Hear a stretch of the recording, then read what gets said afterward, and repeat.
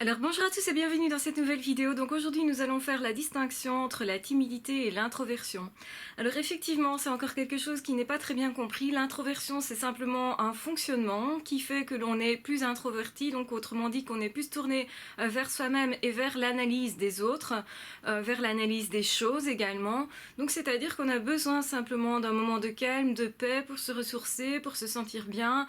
pour en fait retrouver le calme au fond de soi, la paix en soi. Alors c'est parfois des personnes qui sont un peu plus spirituelles, certainement plus analytiques, aussi des personnes qui sont plus dans la recherche, des personnes qui sont souvent plus artistiques, des personnes en fait qui, au lieu de se ressourcer vraiment dans les relations sociales, ce sont souvent des personnes qui ont besoin de calme, de paix, d'un moment seul en fait. Alors la solitude peut être bien vécue, mal vécue, j'en ai déjà parlé, mais pour les introvertis, généralement, ils recherchent une certaine solitude. Donc une certaine solitude à ne pas confondre avec un certain isolement. Donc le fait de se sentir isolé, séparé, rejeté est souvent très mal vécu. Par contre, le fait d'être seul quelque part permet simplement de se raccrocher à soi, de raccrocher son histoire, de s'imprégner aussi de ce qui vient d'être vécu. Donc ça veut dire que l'introverti n'est pas nécessairement quelqu'un qui n'est pas sociable, bien au contraire, ça peut être des personnes très sociables, mais ce sont des personnes qui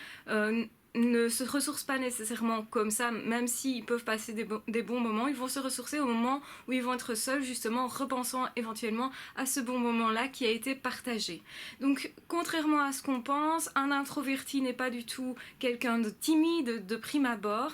c'est simplement quelqu'un qui est bien tout seul, qui a des activités assez solitaires, qui aime bien la lecture, qui aime bien l'écriture, qui aime bien faire des puces, de la peinture, des choses comme ça,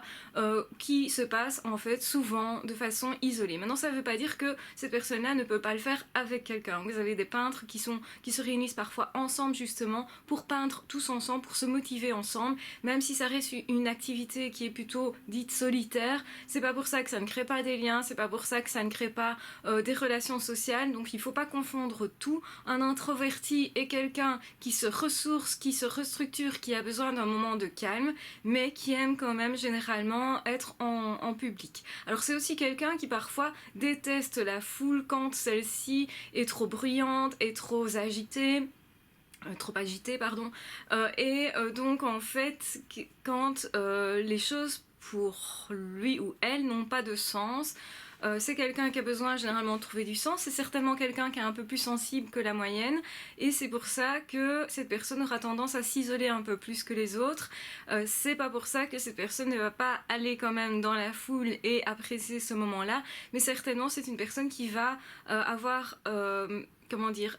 rester moins longtemps en contact avec l'autre parce que ça l'épuise à un moment donné et qu'ils auront besoin d'autre chose. Donc c'est une personne qui va s'isoler puis revenir par exemple. Donc quand cette personne sait qu'elle est introvertie, qu'elle fonctionne comme ça, qu'elle se respecte, qu'elle s'écoute, c'est ce qui va se passer. Alors dans nos sociétés, généralement on valorise plutôt l'extraversion, c'est-à-dire les personnes qui vont vers les autres, qui s'expriment facilement, qui n'ont pas de soucis à ce niveau-là, qui ne se renferment pas, qui n'ont pas l'air timides du tout d'ailleurs. Généralement quand on est extraverti, on est rarement timide, enfin quoi qu'on peut paraître extraverti et être quand même timide dans certaines situations. Alors la timidité, qu'est-ce que c'est? C'est être mal à l'aise dans le contact social, c'est avoir une certaine anxiété face à l'autre,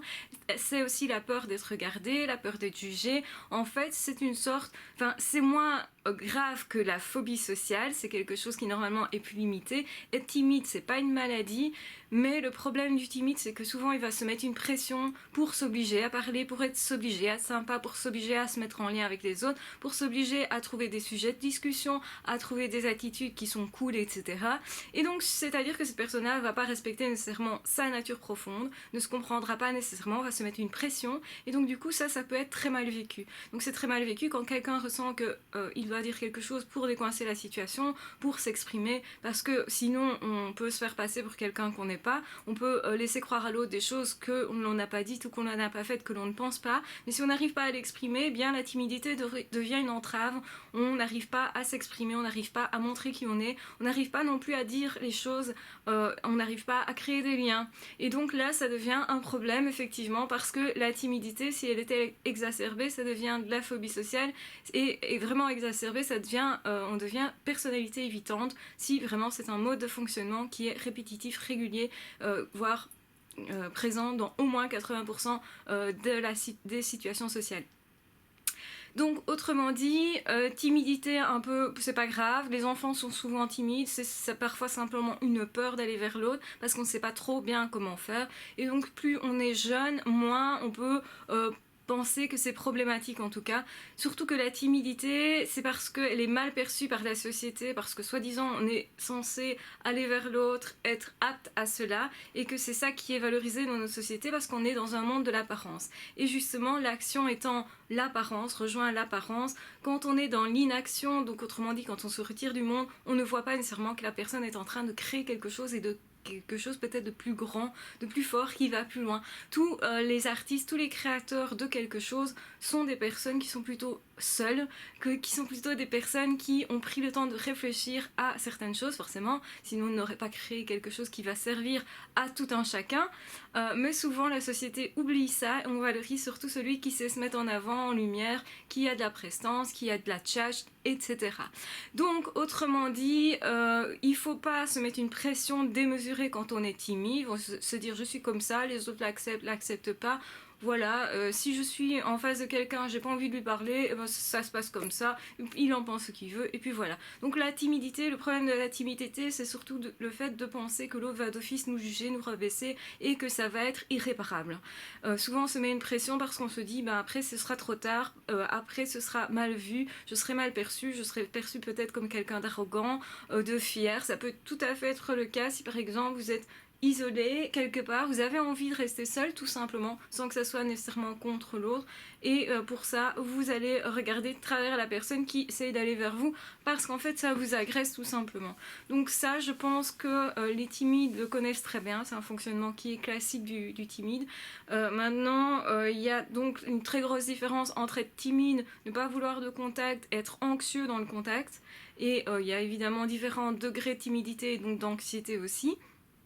Donc il faut voir à quel moment ça se présente, ce n'est pas nécessairement un problème. Il faut respecter d'abord ce qu'on est soi, comment on fonctionne. Il faut s'aimer soi à nouveau, hein, se traiter comme son meilleur ami en fonction de quels sont nos besoins. On n'a pas tous les mêmes besoins, on n'a pas tous les mêmes modes de fonctionnement. On n'a pas tous non plus besoin de telle chose au même moment, au même endroit. Donc il faut respecter ça et comprendre son fonctionnement. Donc pour ça, il faut tenir un journal intime, parce que ça permet l'introspection, ça permet de savoir où nous en sommes en fait dans notre vie et ce dont on a besoin le plus à ce moment-là. Et est-ce que ce sont de réels besoins ou est-ce que ce sont des besoins que la société nous donne? Donc souvent la société nous dit qu'il faut être telle ou telle chose. C'est-à-dire que donc si vous regardez vos bulletins scolaires, vous allez trouver toute une série de recommandations, de choses qu'on attend de vous, mais est-ce que c'est quelque chose qui pour vous convenait? Donc c'est-à-dire, moi si je prends un exemple personnel, je dis ça parce que j'ai lu il n'y a pas longtemps certaines remarques sur certains bulletins, anciens bulletins. J'avais souvent la remarque: ne participe pas en classe, ne pose pas assez de questions, n'est pas assez présente, trop rêveuse, etc. Or pour moi, être rêveur, c'est justement, je pense, ce dont beaucoup de personnes manquent. Si vous ne rêvez pas votre vie parce que vous n'avez pas d'ambition, parce que vous n'avez pas d'envie de quelque chose, vous n'avez pas en tout cas alors envie d'améliorer le monde ou vos relations ou vous-même, et bien du coup vous n'êtes pas capable de rêver, et c'est-à-dire que les personnes qui sont incapables de rêver finissent généralement par être déprimées, par voir tout en noir, par être moroses, etc. Donc pour moi la capacité de rêver est super importante, surtout que ce qu'on appelle rêver, même si effectivement dans une classe c'est pas génial parce que le professeur voudrait plutôt que vous écoutiez ce qu'il est en train de dire pour que vous le captiez, mais en fait c'est pas parce qu'on a aussi l'impression que vous êtes en train de rêver que vous n'écoutez pas, donc il y a déjà ces différences là. Et aussi le fait de rêver ne veut pas dire simplement partir dans une rêverie qui n'est pas féconde, ça peut être tout à fait fécond justement parce que vous êtes peut-être en train de penser à un devoir de mathématiques et que vous êtes en train de faire toute une démonstration dans votre tête. Alors oui, de l'extérieur on dirait que vous rêvez, vous êtes en train de rêver, mais en réalité vous êtes en train de travailler, de créer quelque chose qui est productif, qui est constructif, qui en fait va donner un résultat. Donc ça, personne ne peut juger votre façon d'être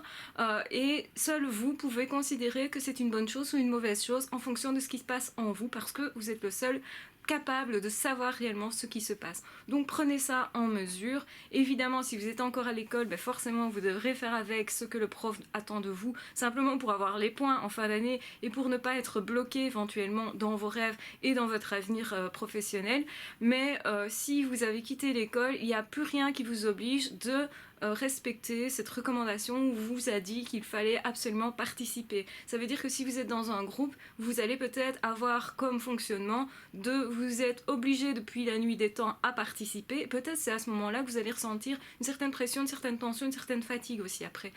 C'est simplement ce que ça veut dire, c'est simplement que vous êtes en train de vous forcer, que vous ne respectez pas la manière de fonctionner que vous avez, qui vous est naturelle. Et si vous respectez ça, je pense que c'est pas nécessairement mauvais de se forcer à sortir de sa zone de confort, mais il faut que ça soit voulu, il faut que ça soit pour vous constructif, il faut que ça soit quelque chose qui vous amène quelque chose. Si vous vous forcez juste pour vous forcer parce que tout le monde parle ensemble, vous allez considérer qu'il faut absolument que vous lâchiez une phrase et vous allez chercher après une phrase qui fait qu'en fait vous vous retirez de la situation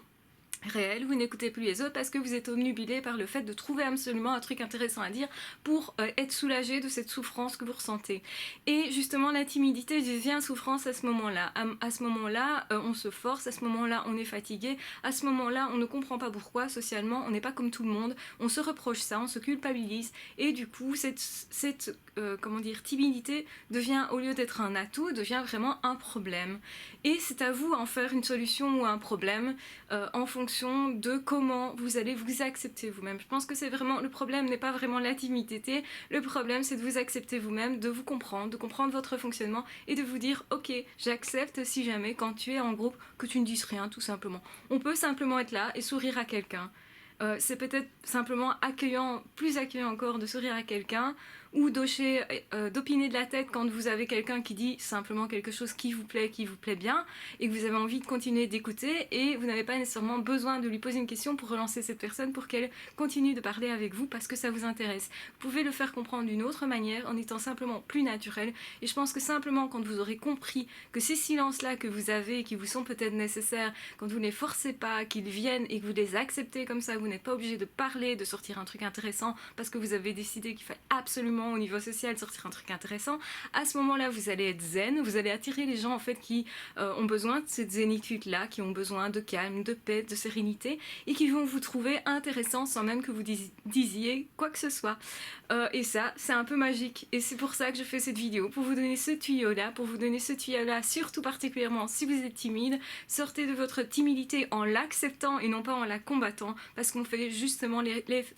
l'erreur inverse quand on est timide, c'est de se dire aïe aïe aïe je suis pas comme les autres, on va me repérer, les autres vont voir que je suis anxieux et le temps qu'on se dise tout ça on n'a pas trouvé un truc intéressant à dire donc on nous dit et toi tu ne dis rien, zut alors, donc on m'a repéré et hop la machine est repartie, c'est anxiogène et vous aurez peut-être encore plus envie de vous mettre en retrait en vous disant mince je suis vraiment pas adaptée à la société, qu'est-ce qui se passe, je suis pas fière de moi, je suis pas bien là et donc vous aurez envie de partir et du coup ça sera un échec pour vous parce qu'en fait à la base vous aviez envie d'être ensemble, d'être avec les autres et de réussir à être bien tout simplement là où vous étiez. Donc ne vous mettez pas de pression inutile, allez comme vous êtes face à l'autre, soyez en paix avec vous-même, vous serez beaucoup plus en paix avec les autres. Je vous embrasse très fort, je vous aime très fort, prenez soin de vous, traitez-vous comme votre meilleur ami. N'hésitez pas à commenter cette vidéo, à la liker, à la partager, à vous abonner à la chaîne si ce n'est déjà fait, à m'écrire et tous les renseignements sont toujours en barre d'infos. On me demande encore mon adresse email mais c'est juste en barre d'infos là en dessous. Donc voilà, je vous embrasse très fort, je vous aime très fort, prenez soin de vous et à ciao, bye bye.